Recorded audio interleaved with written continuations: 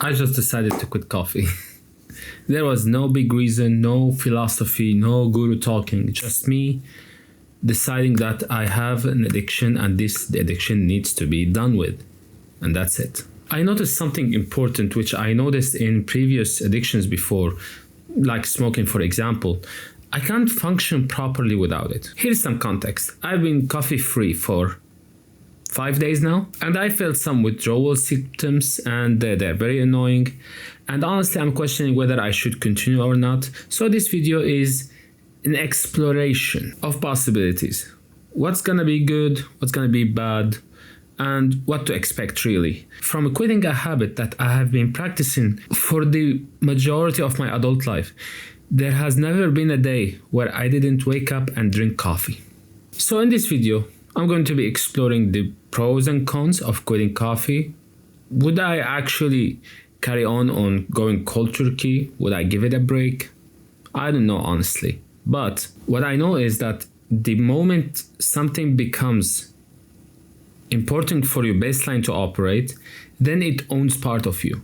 And I don't want that. I want to be able to be the king version of me who is not depending on any chemicals to function properly. Let's start with what the coffee provides first.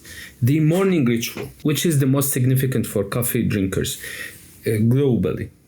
Now, what happens is that when I used to drink coffee in the morning, I wake up, I am immediately running to the kitchen, preparing my hot water to drink some coffee, and then I would either prepare a breakfast, I would prepare something to do, I would take my medicine, something like that.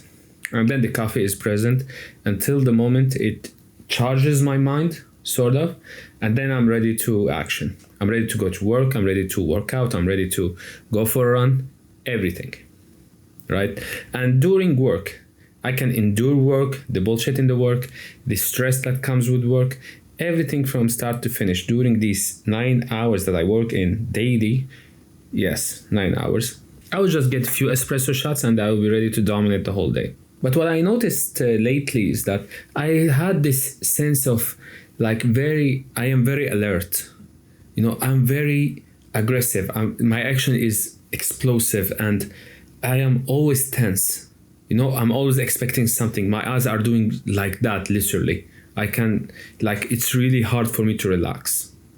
So when I am operating from this body state all the time, what happens is that you arrive to the night time. And because of this state, you produce better, you discipline better, and you do sports better. That's true.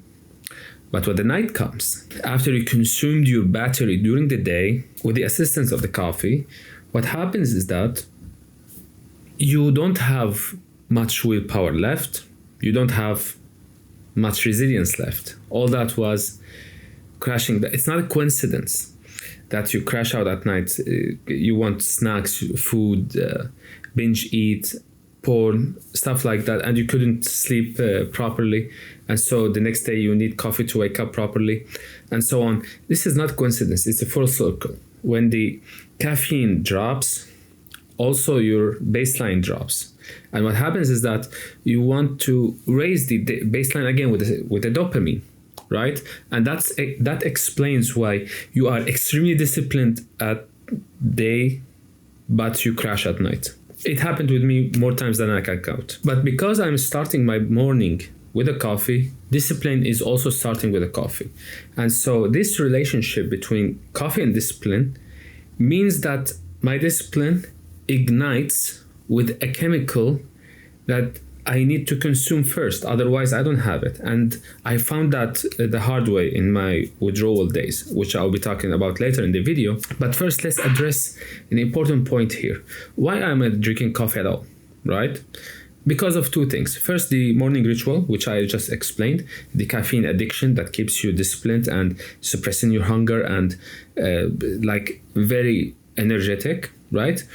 And the second reason is the lie that says it is a good pre-workout because it has 0 calories and it also has caffeine, so it charges your blood, it charges you and it makes you more active, which is true. However, since it has 0 calories, it doesn't have any power source in it.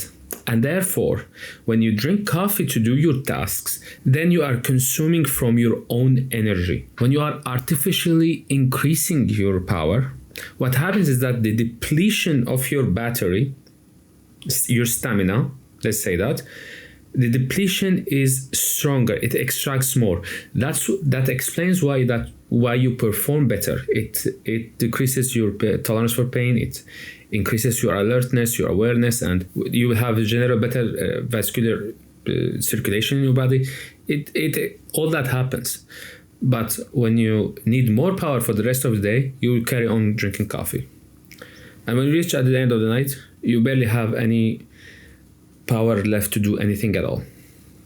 You should just crash, or if you drank way too much caffeine, you will stay awake up night. And so what happens is that it gives you power right now, but you pay interest later. You will have to rest more. And I saw that personally when I quit coffee the first 2 or 3 days.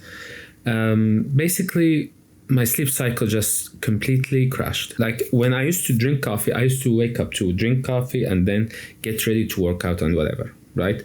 But now what happens is that I am barely crawling out of bed.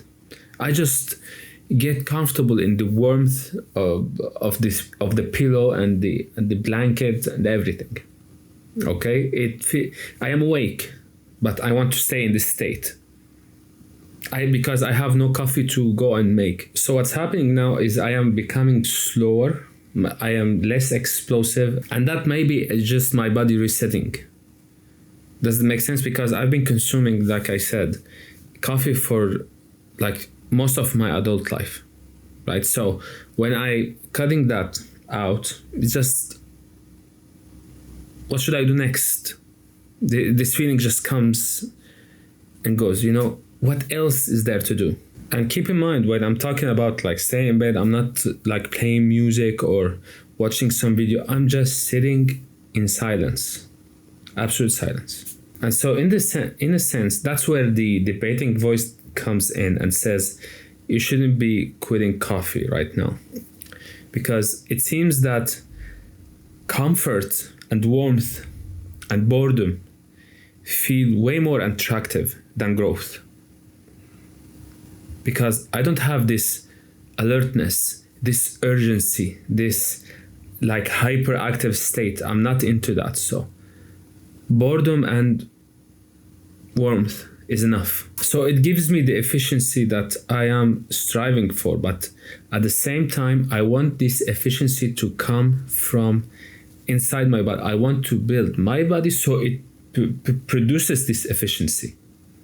Where I have good stamina, where I have good sleep, I have good nervous system, good willpower, and making a system for my life that carries my body to the king version that I want to be, the ultimate Henry of me, the ultimate form of me. So when I am tied to a cup of coffee that I drink every day, it means that it owns part of me. It owns some of my success, and if I quit it for any given reason, then my success will be doomed. And I don't want that. How am I saying you should quit coffee? I honestly don't know. Should I get back to it? I also don't know. But what I know for sure is that coffee shouldn't be the only engine that pushes me forward. This needs to come from within, not from rituals and not from crutches. And what I advise you here is that try to go without crutches for a few days and meet your real self, your true self. If you don't do that, then what happens is that you will continue this automatic role of life where I used to live it myself. I used to smoke all day, every day, 30 cigarettes a day for 12 years. I also used to binge eat all the time. I used to watch porn all the time. I'm still struggling with porn, by the way. I'm not hiding that. And also, same thing with coffee. I would have to plan my day, my morning, depending on how much coffee I take or have that day. If I go visit a friend, I make sure they have coffee. If they don't, I bring. That's how addicted to coffee I was. Even before the morning, I am anticipating, I'm preparing before a day. I am preparing a day before. Imagine how attached I was to coffee. Okay, so quitting addictions in a row. Yeah, it sucks and it kind of makes life less cool. It makes it more flat. But the greater the goals you have, the less choices you have. You either keep the bad habits, push yourself to the point of burnout, or you can quit the bad habits and build a clean baseline. And if you're excited to quit coffee with me, start tomorrow morning and let me know in the comments how it feels. I know exactly how it feels. It feels like shit. Stay safe and take care.